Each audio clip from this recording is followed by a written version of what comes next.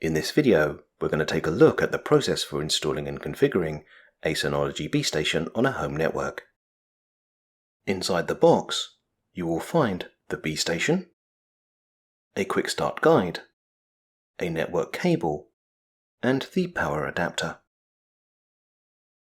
As the BeeStation is fairly petite, at 148mm in height, 62mm in width, and 196mm in length, you need to ensure that you place it in a well-ventilated area, as its operating temperatures are between 0 centigrade or 32 Fahrenheit and 35 degrees centigrade or 95 Fahrenheit.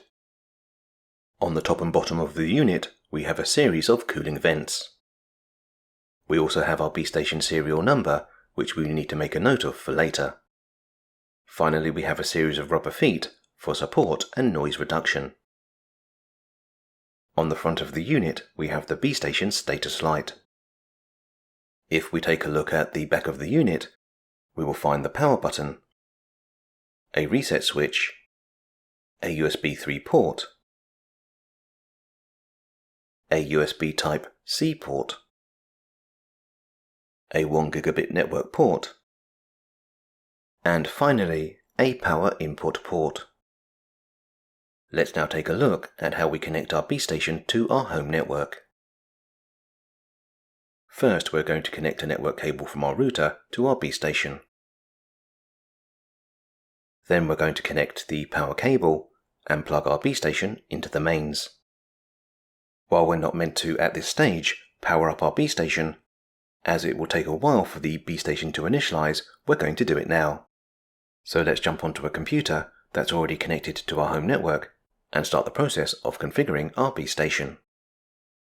In order to connect to our BeeStation, we need to open a web browser.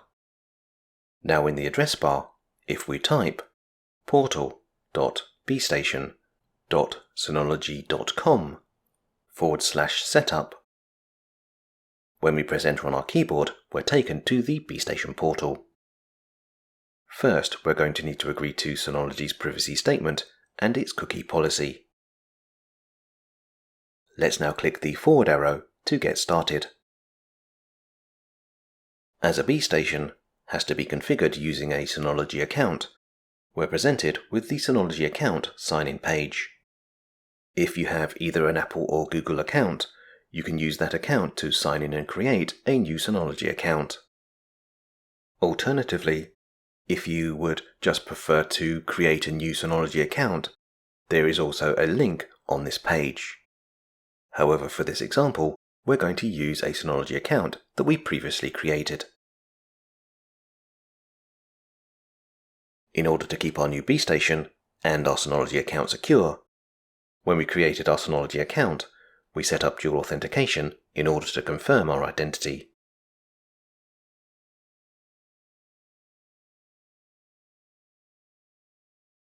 After reading through the Synology end-user license agreement and agreeing to the terms and conditions, we can press Next. We're now presented with a wizard to help get our BeeStation online. However, as we've already connected our BeeStation to our home network and powered it up, we just need to confirm that the indicator light on the front of our BeeStation is a solid yellow. If we now click on the forward arrow, we are prompted to enter the serial number for our BeeStation. As we mentioned earlier, the serial number can be found on the bottom of the BeeStation. However, as the serial number is also printed on the BeeStation's packaging, it's probably easier to use that. The wizard now prompts us to hold down the power button for 4 seconds or until the unit beeps. This seems to be to confirm that our BeeStation is ready to be set up on the network that it's currently connected to. We now need to wait until the BeeStation is prepared and its software updated. This whole process took roughly 15 minutes to complete. However, we suspect that this process may be quicker or slower depending on the size of your BeeStation's hard drive. Finally, our BeeStation needs to be assigned with a name. So let's use the default name and click Connect. We are now presented with a welcome screen that shows us the two main services that our BeeStation offers, BeeFiles and BeePhotos, which means that our BeeStation is now fully configured to act as personal cloud storage, which can be accessed either from our home network or from the internet. In the next video in this series, we're going to take a look at setting up and using Synology BeeFiles so that we can synchronize files and folders between either a computer or a smartphone.